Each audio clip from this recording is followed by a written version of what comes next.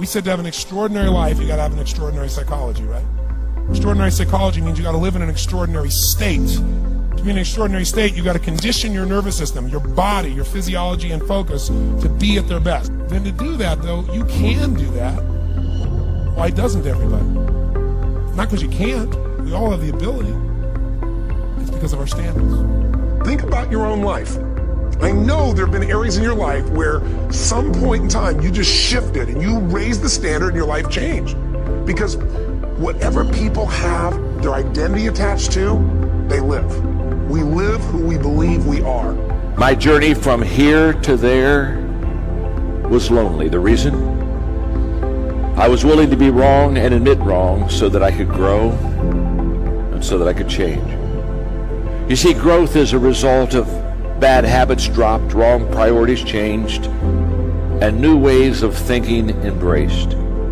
It happens only when we question ourselves enough to ask serious questions from others. The people who do not grow are unwilling to ask themselves or others hard questions. They are unwilling to leave what they have known and practiced. They are not willing to be wrong so they can discover what is right. Therefore, they cling to right, and their lives turn out wrong. How sad. We get what we're looking for. We filter out everything else in our life. You're going to get what you're looking for even if it doesn't even exist. Even if it's not even there. If you're looking for negatives, if you're looking for setbacks, if you're looking to be looked over, you will find it even though it's not supposed to be there. But if you're looking for victory, for winning, for recruits, for people to change your life, for magic moments, you will find them if you're looking for them. I promise you that's true in life. Your brain, when you condition it, knows exactly what to go for and will find a way to get there. When you decide what's most important to you, your brain goes after it. Surrender of being right enables us to ask questions that others can answer and add value to us. Surrender of being right is the prerequisite to finding right. I believe that with all my heart. And here's what I know. I never want to get to the place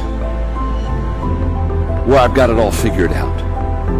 I still want to keep learning, I still want to keep growing, and I still want to be a student, and I still want to be on a learning curve, and I still want to value people, and I still want to walk into their life and say, look, you have something that if I could just ask the right question, you could impart to me that would help me, that would allow me to become a better person myself.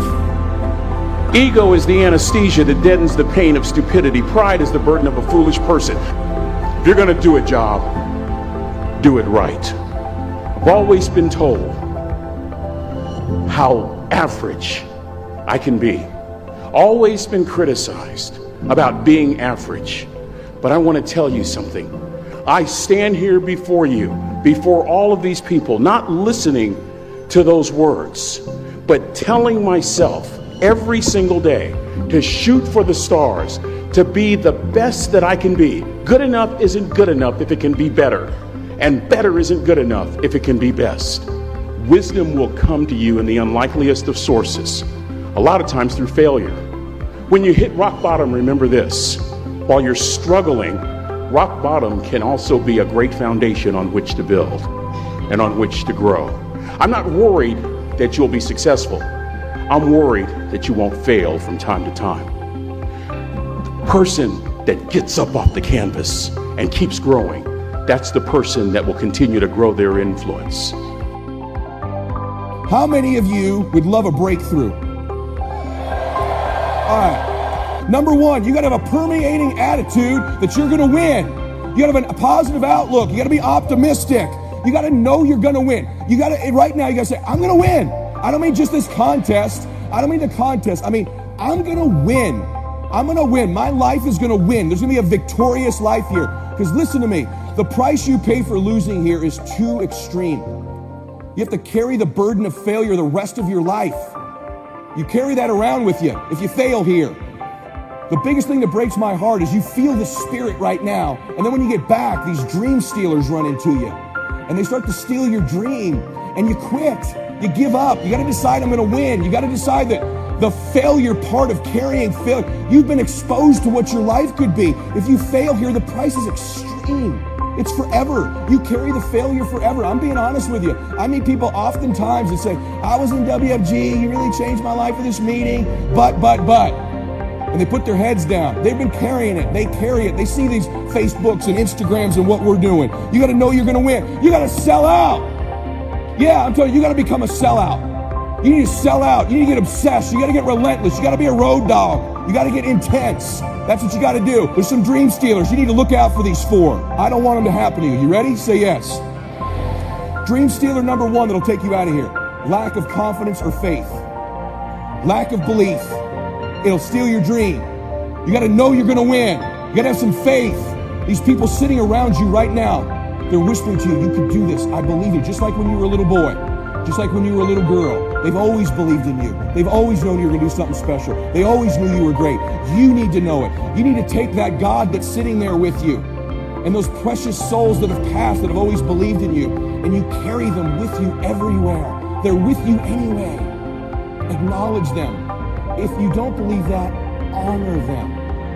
Honor God. Honor these people who believed in you with your magnificent life. Honor them.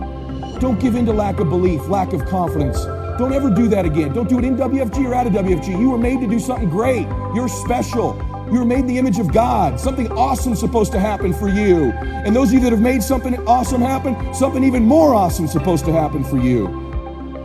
I would say for the last 45 years, we've told psychologists have been certainly to blame for this, at least in part. You're okay the way you are. That's what we tell young people. Oh, you're okay the way you are. It's like, and there's nothing worse than you can tell someone who's young than that, especially if they're miserable, and lots of them, well, if they're miserable and aimless, it's like, oh, I'm miserable and aimless, and sometimes I'm suicidal and I'm nihilistic and I don't have any direction in your life. It's in my life. It's like, well, you're okay the way you are. And it's like, they don't want to hear that. They want to hear, look, and you know this, you're useless. You know nothing. You haven't got started. You've got 60 years to put yourself together, and God only knows what you could become. And that message is so much more, it's so funny because it's such an attack, but it's so positive because there's faith there in the potential that makes up the person rather than the miserable actuality that happens to be manifesting itself at the moment. And young people respond extraordinarily well to that because, and you know that if you're a parent and you love your child, your son, your daughter, what you're trying to foster is the best in them. You want that to manifest itself across the course of their life. You want them to become continually more than they are, to see what they could be. And I think that's part of the great message of the West, is that's the ethical requirement of individual being in the proper sense, is to constantly note that you're not what you could be, to take responsibility for that, and to commit yourself, like body and soul, to the attainment of that ideal. So I have this thing that I've been promoting called No Whining Wednesdays. Wednesday, you cannot whine, complain, or criticize. And people are like, well, what is whining? Whatever you think it is, don't do it. And every time you do it, you have to put a quarter in a jar. If you whine about anything, I can't, I'm tired, why do me, why don't you, why have me? Every one of them will cost you a quarter. Or complaining, why do you always, how come you, they never, cost you a quarter. Then last week I had people send me pictures of their jars of quarters. Oh my God. But what they said to me also was, this was wonderful, because I was never ever aware of how much whining and complaining and criticizing I do. Now I've got mothers doing it with their children. So Wednesday is No Whining Wednesday. We need to practice that. We need to stop whining about what isn't happening, what we don't have, what we can't do, what somebody didn't do. We got to get it clean in 2014. No whining, no complaining, no criticizing. I struggled all through school. The last time I took English class, I got a fail. And my English teacher said I was the weakest writer she ever met in her entire life. The last time I took a speech class, same year, I got a D- in speech. And my speech teacher said, Lisa, quote unquote, I recommend you never speak in public, that you get a desk job. So that was the beginning of my life. That was my 19-year-old experience. And then I go on and I'm trying to figure it out. I was obedient. I went and got a job in accounting. I was in the collection department for 7 years. Y'all don't know I'm dangerous to accounting. I'm just dangerous. And I'm in collections. And you know, you should never put a broke person in collections. Never, because everybody's reasons sound good to me. I know it sounds funny, but it was real. Not only did I say, girl, don't you worry about paying that. I'm going to take your name off the list. Somebody went to jail because I was in I got fired from 5 different jobs. Yeah. And then I got pregnant with my son unexpectedly. And then at 8 months, my son's father went to prison. I had to get on government's assistance to have my baby. I was on WIC, Women, Infant, and Children, to feed my child. And when my son was 8 months old, I went to the ATM to get $20 out the bank because I didn't have any Pampers for him. And in order to get $20 out, you got that $20 in. I had $11.42. And I still can't tell the story without getting emotional because it's my story. Mm-hmm. For 2 days, I had to wrap my son in a towel. But something happened, Steve, in those 2 days. I was at rock bottom. I was broke and I was broken. Inglewood, California. My son laying on his back at 8 months. I have a towel over him and I have my hand on his stomach saying, don't you worry, Jaylani. Mommy will never be this broke again. And I made a decision. I was bankrupt. And every stinking thinking I had, I was bankrupt in trying to protect my pride. I was bankrupt in trying to be all that in a bag of chips and a bowl of grits, falsified. Mm-hmm. I was bankrupt in trying to not ask anyone for help. I was bankrupt in everything that was holding me and keeping me where I was. I've always talked a good game, but I wasn't doing anything with my gift. And all that thing about potential, I was tired of having potential. I wanted to have my now.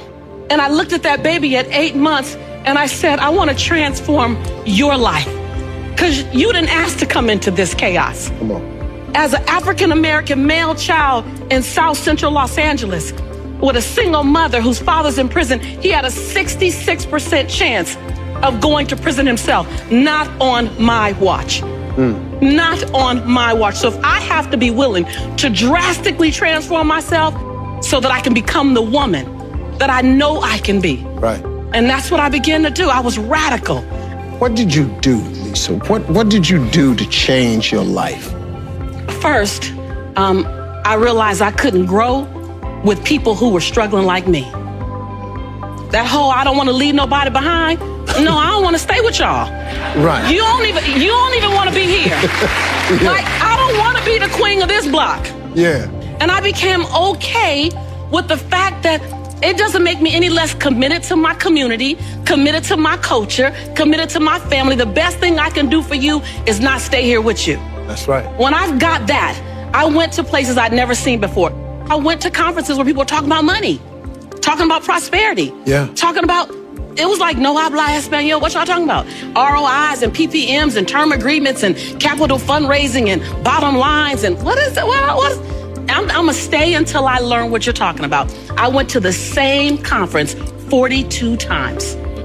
And there I raised $532,000 in capital for my company to start my dream. And my dream was to transform teen lives. I want to teach teens how to fall madly in love with themselves and how to make integrity-based decisions. And I got it funded and I started working. And that was the beginning of me rescuing myself. I realized that I am my rescue.